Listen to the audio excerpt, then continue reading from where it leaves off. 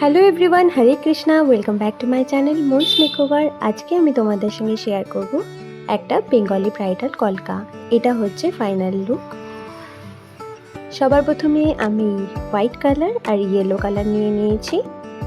তোমরা যতটা white colour নেবে তার সামান্য জাস্ট একটা ডট ইয়েলো কালার নেবে, নালে অতিরিক্ত ইয়েলো কালার যদি নিয়ে নাও তাহলে পুরোটা ইয়েলো হয়ে যাবে। তাই খুব সামান্য ইয়েলো কালার নেবে।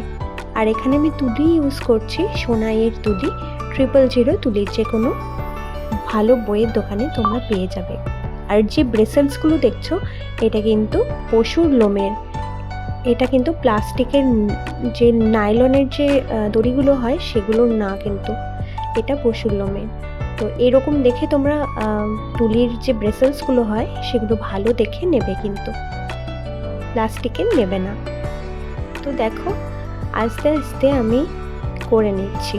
আম কলকা লোটাস পেটালস দিয়ে আমি পুরো কলকাটা কভার করব। আর আজকের যে কলকাটা তোমরা দেখতে পাচ্ছ এটা খুব সরু সরু, খুব ছোট ছোট সূক্ষ্ম সূক্ষ্ম কাজ করার আমি চেষ্টা করেছি। আমার ইউটিউব চ্যানেলে একজন কমেন্ট করেছিল আমাকে, দিদি কলকা দেখাবে, তো তারকে মনে রেখেই আমি কলকাটা করছি। আর এটা যেহেতু ক্লাস ডেমনস্ট্রেশন ছিল সেই কারণে আরও আমার স্টুডেন্টরা আমাকে ভিডিওটা বানিয়ে দিয়েছে।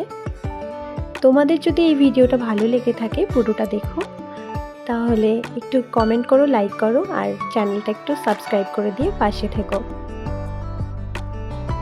দেখো আম কলকা আর লোটাস পেটালস দিয়ে কিন্তু আমি পুরো কলকাটা, কপালের কলকাটা করে নিচ্ছি। আর একটু একটু মাঝে মাঝে ডট দিয়েছি। খুব সূক্ষ্মভাবে চেষ্টা করবে কলকা করার। আর যারা মেকআপ আর্টিস্ট আছো তারা চেষ্টা করো প্রতিদিন 1 ঘন্টা করে কলকা প্র্যাকটিস করার।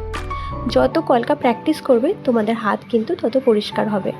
যদিও আমার প্র্যাকটিস করা এখন খুব একটা হয় না, ক্লাস ডেমনস্ট্রেশন থাকলে তখন আমি ক্লাসে দেখাই, সেটাই আমার প্র্যাকটিস হয়ে যায়।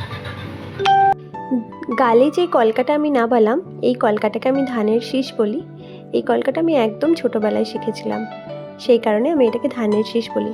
ছোটোবেলায় তোমরা আলপনা দেওয়ার সময় দেখেছো হয়তো ধানের শীষ, তো সেই হিসেবে আমরা এই কলকাটার নাম দিয়েছি আমি ধানের শীষ কলকা। তো ধানের শীষ দিয়ে আমি দুটো কলকা করে নিলাম, একটু ময়ূর প্যাটার্নের করে নিয়েছি। এবার দেখো ভেতরে আমি কাজগুলো করে নিচ্ছি। কলকাটা করতে আমার প্রায় আধা ঘন্টা টাইম লেগেছিল। আমার প্রত্যেকটা স্টুডেন্টকে আমি একটা কথাই বলি যে তোমরা যখন কাজ করবে তোমরা কলকা আর্টিস্ট নেবে না, তোমরা সবসময় নিজে প্র্যাকটিস করবে, নিজে চেষ্টা করবে, আস্তে আস্তেই ভালো হবে। একবার যদি কলকা আর্টিস্ট নেওয়া শুরু করে দাও তোমরা কিন্তু কুঁড়ে হয়ে যাবে, আর কিন্তু ভালো কলকা পারবে না।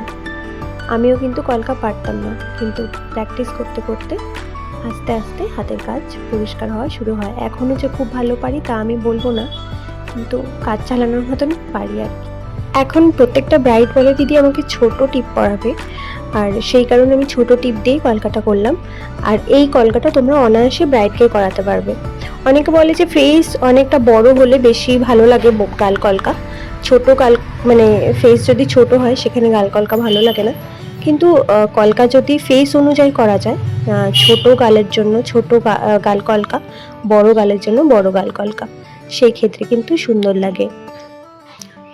তো ব্রাইড যদি বলে যে গাল কলকা চাই, তাদেরকে এরকম ছোট্ট করে গাল কলকা, উপরের যে আমি ধানের শীষটা এইটুকু করলাম সেইটুকু দিয়েও করে নিতে পারো। যদি বলে গালে ছোট্ট গাল কলকা দিতে, করে দিতে পারো, দেখতে খুব সুন্দর লাগবে। এখন কিন্তু অনেক ব্রাইডই গাল কলকা নেয়।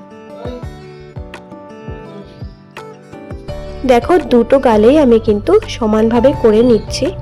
প্রায় কমপ্লিট হয়ে এসছে গাল কলকাটা।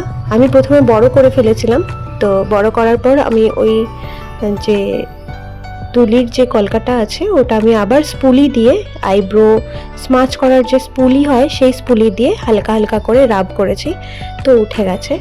তারপরে আবার ছোট করে গাল কলকাটা করে নিয়েছি। সবসময় দেখতে হবে যে দুটো কলকা যেন সমান থাকে, তাই একবার এদিকে দেখতে হবে, একবার ওদিকে দেখতে দেখতে তোমাকে কলকাটা কমপ্লিট করতে হবে। দেখো গালের দুটো কলকাই প্রায় আমি কমপ্লিট করে ফেলেছি। এবার আমি দেব হচ্ছে মেরুনের কাজ। তো হোয়াইটের কাজ আমার শেষ, হোয়াইট বলবো না, চন্দন কালারের কাজ শেষ। এবার আমি মেরুন দিয়ে নিচ্ছি। খুব বেশি মেরুন কালার তোমরা প্রচুর পরিমাণে দেবে না, হালকা হালকা অল্প অল্প করে দেবে। এই চন্দন কালারের সঙ্গে মেরুন কালারের যে কম্বিনেশনটা, এটা দেখতে অসাধারণ লাগে। আর চেষ্টা করবে লালটা অ্যাভয়েড করতে, লালটা না খুব একটা ফোটে না। লাল টিপও তোমরা পরাবে না, মেরুন টিপ পরাবে, তাহলে না স্কিন টোনটা অনেকটা বেশি লাইট লাগে। আর মেরুন কালারটা দিলে স্কিন কালারটা অনেকটাই ব্রাইট লাগে। তাই চেষ্টা করবে লাল অ্যাভয়েড করার, মেরুন কালার দিতে। আমি যেমন আমার প্রত্যেকটা ব্রাইডকে বলি যে মেরুন টিপ পরো, আর কলকার যে আমরা ফিনিশিংটা দিই সেটা মেরুন কালার দিয়ে করো, তো দেখতে অনেক বেশি সুন্দর লাগে।